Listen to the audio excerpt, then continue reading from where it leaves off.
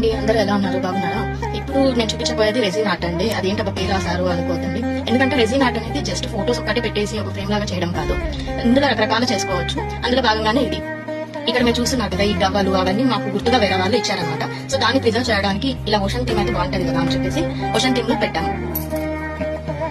So మేము ఈ గవ్వలతో పాటు ఓషన్ థీమ్ రావడానికి ఇలా కలర్ కూడా వేసాము. ఇలా అంతా మనకి సముద్రంలో మనకి ఎలా అలలు అనేది తీసుకుంటుంటాయి కదా, సో అందుకోసం అలలు, మళ్ళీ ఇక్కడ అంతా చూస్తే మట్టి. ఇలా ఏంటబ్బా ఇదొకటి చూపిస్తున్నారు, దీంట్లో ఏముంది అనుకుంటున్నారా? అలాగే వెయిట్ చేయండి. ఏంటబ్బా ఇదొకటి చూపిస్తుంది, దీంట్లో ఏముంది అనుకుంటున్నారా? ఇప్పుడు ఇదొకటే కాదండి, దీనివల్ల మనకి యూజ్ ఏంటంటే చూడండి, ఇలా బ్యాక్ సైడ్ ఏం చేసాము అంటే ఇలా క్యాలెండర్ ఇచ్చాము. సో క్యాలెండర్ వల్ల మనకి ఏం యూజ్ అంటే మనం ఈ క్యాలెండర్ అనేది ఏ ఇయర్ కి సంబంధించి ఆ ఇయర్ తిప్పుకోవచ్చు అనమాట. సో ఇదేంటంటే రీయూజబుల్ క్యాలెండర్. సో ఇప్పుడైతే మనం 2025 ఇయర్ కాబట్టి 2025 ఇయర్, మళ్ళీ కావాలంటే ఇది చేంజ్ చేసుకోవచ్చు 2026 అలా ఫ్యూచర్ లో ఎంత వరకు యూజ్ చేసుకోవచ్చు. ఎందుకంటే రెజిన్ ఆర్ట్ అనేది అది ఎలా చేసామో అలానే ఉండిపోతుంది కాబట్టి లైఫ్ లాంగ్ మనం చేంజ్ చేసుకుంటూ ఉండొచ్చు క్యాలెండర్స్. సో ఇలా చూడండి, ఇది జనవరి అయిపోతుంది నెక్స్ట్.